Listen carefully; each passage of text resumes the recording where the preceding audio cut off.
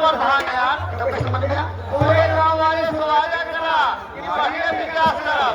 अरे यार पूरे गांव में तो मोहल्ला में यार विश्वास मान ले तो हमारे बोले के लिए हमें आज जिंदगी में जोड़ एक बात सुनो भैया, पूरे गांव वाले सुवाजा कहिया कि हम बढ़िया विकास करब। हम गांव वाले से हाथ जोड़ के निवेदन करब कि भैया ज्यादा नहीं, मात्र 5 मिनट के लिए के हमारा प्रधान बनाए जब ज्यादा नहीं, 5 साल तो बहुत दूर है।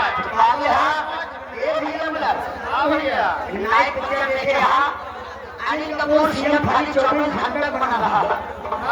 हमने गांव के 5 मिनट में प्रधान बना दिया, जितना काम है सब सारा टनाटन हो गई। पहले अपन विकास बतावा ये प्रधान से बात हो गया।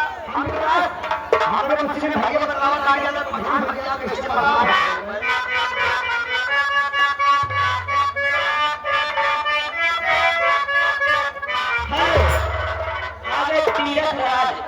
तीरथ राज गोपाल कुमार गुरु की निवासी 50 रुपए देना 5 से खड़ा।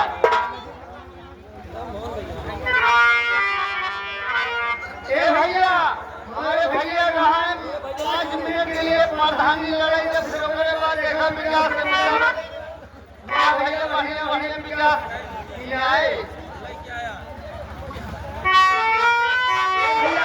भैया हमारे आगे फौजी बाबा कहाँ भागे के बात होके काम खुश हो के 1 रुपया मेरे 10 रुपया के स्पेशल पुरस्कार बा। धन्यवाद गुरु जी।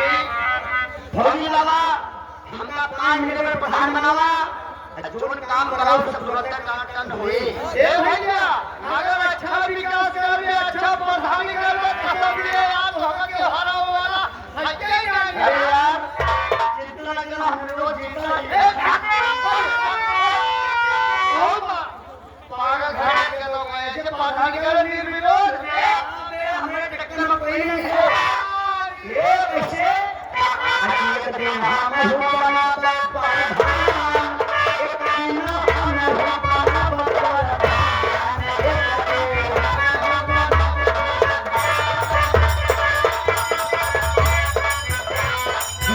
दिन हम हो बना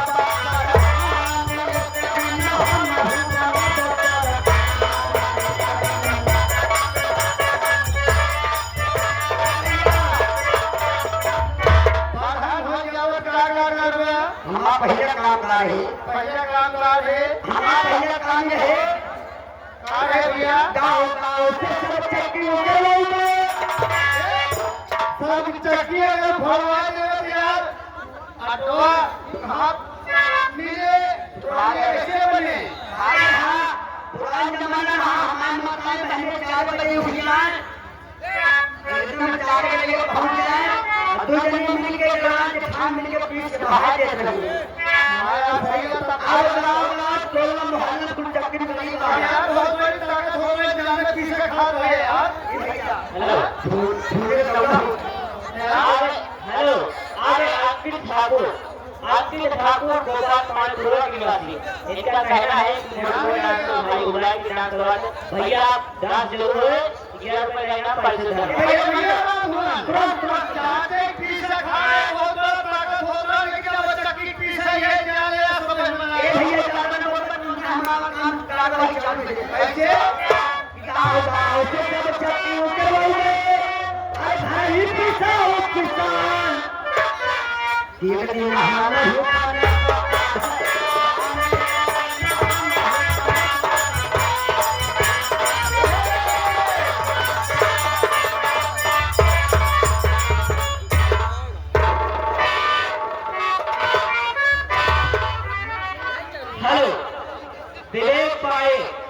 विवेक भाई भगत जी आपको आपके दोस्त याद कर रहे हैं श्रीगार रोड के बगल में 121 रुपए का पुरस्कार प्राप्त हुआ।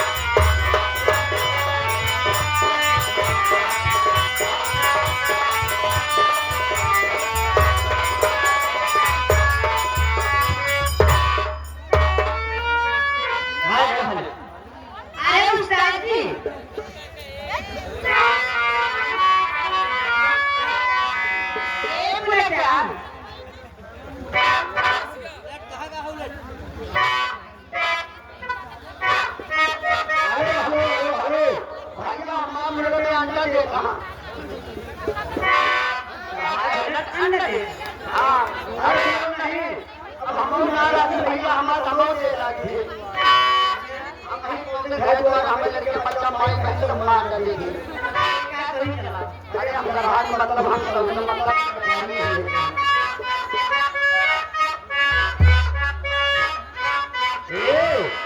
हमके तू नहीं चाहिए हमके तू नहीं चाहिए अंग्रेजी में सिखाई